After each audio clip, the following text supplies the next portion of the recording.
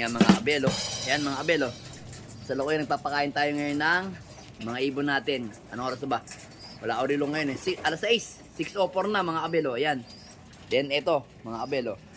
Ayan yung mga ibang young bird natin dito. Yung mga south. Tuturuan na natin kumain sila sa ating patukan. No? Ayan. Tinuturuan ko na silang dumungaw. Para matuto na sila at masanay na silang lahat. Ayan.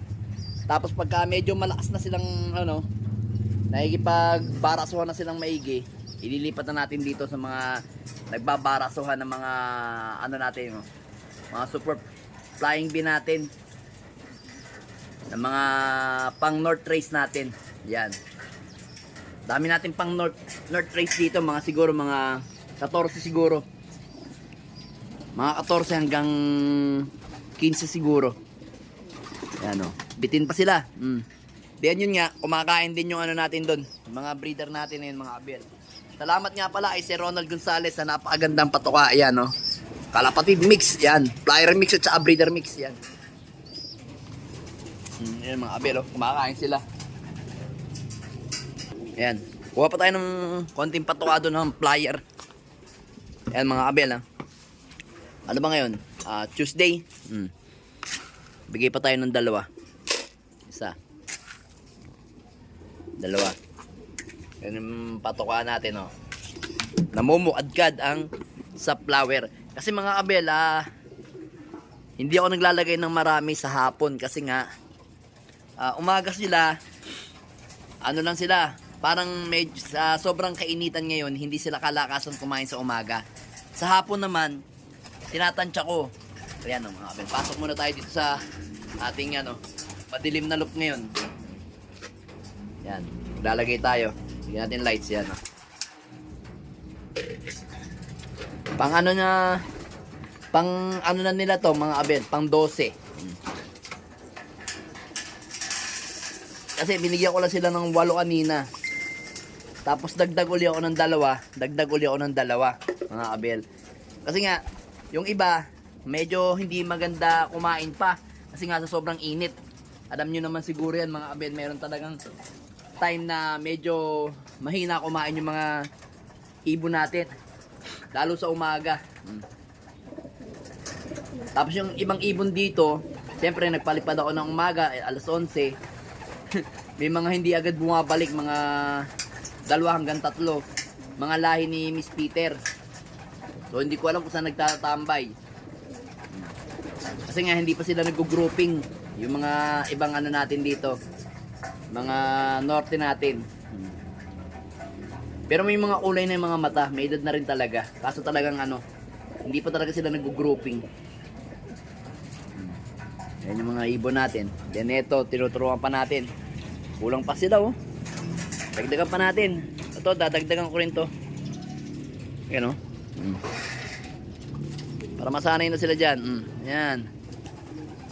Dagdag pa tayo ng 2, mga abel. Ay, nalabo. Yan, dagdag pa tayo ng 2. Tanggalin natin ng lights. Yan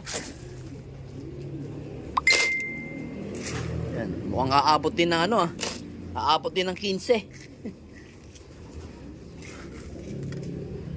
Yan, last na yan. 3. Para abot ng 15 na. Kasi 15 naman talaga ang tinutuka ng mga ibon natin. Ayan mga ibon natin lakas kumain Ayan. Ayan Ito lang medyo hindi masyado kasi nga yun kalilipat lang talaga niya. Ilang araw pa lang siya dyan kaya medyo naninibago. Yung mga ibon natin ito, papasubo pa to. Gusto kang humingi. Ayan di ba? Ito si Mr. David, maarte to sa maarte to sa mais hindi kinakain yung mga ganyan Kaya konti lang nilalagay ko. So mamaya na yan. Ito muna. Para magbibigay din tayo ng vitamina sa mga ibon natin mamaya. Lalagay din tayo ng vitamina Pero yung patuka nila walang mix. Mga abel, ganyan lang. Hindi ako nagmi-mix sa patuka pagka ganito. Regular mix lang. Ayan.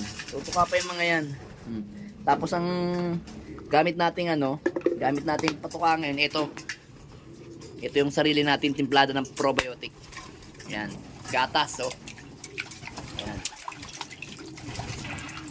Yan yung binibigay kong patuka sa kanila. Pero mamayang hapon, kaya after nilang uminom, papaltan ko yan mamayang gabi. Kasi bumababa yung mga yan pagka uhaw eh. Yan. Then dito naman, kulang pa rin.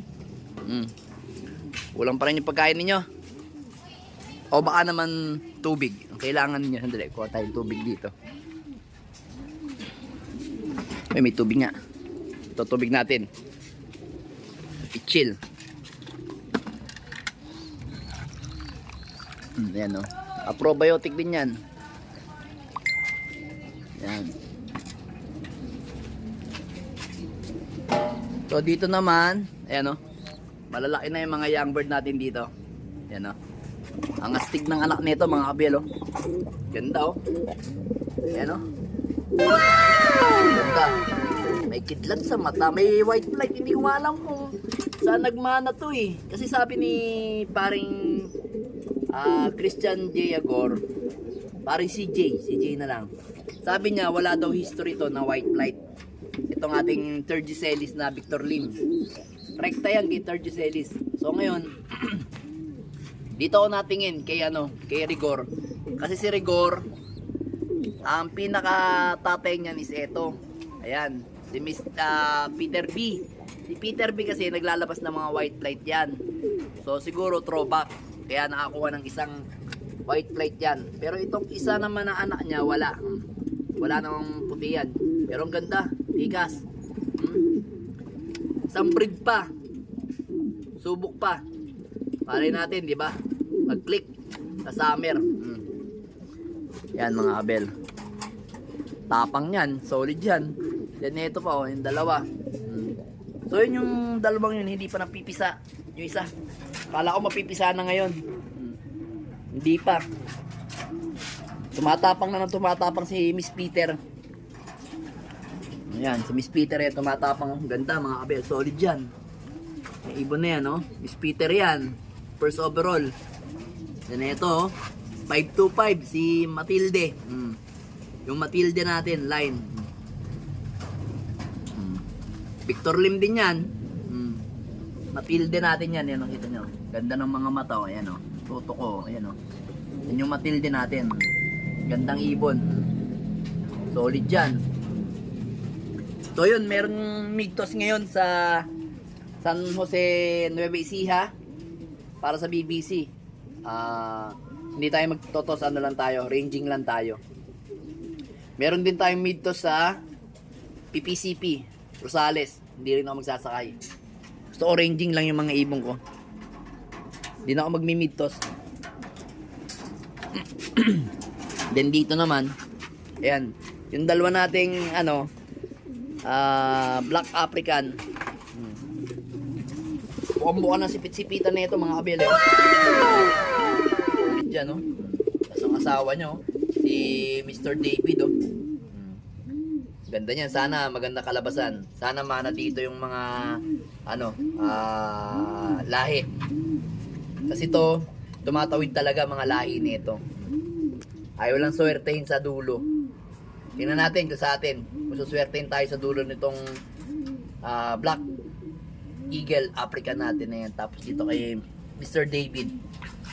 Mr. David, ito related to do sa contender natin sa BBC. Then super set winner. Yung super set winner natin sa PUF, ganyan ang kulay, black check yan. Kapatid niya rin 'yon. Kapatid niya 'yon. Kaya yan, no.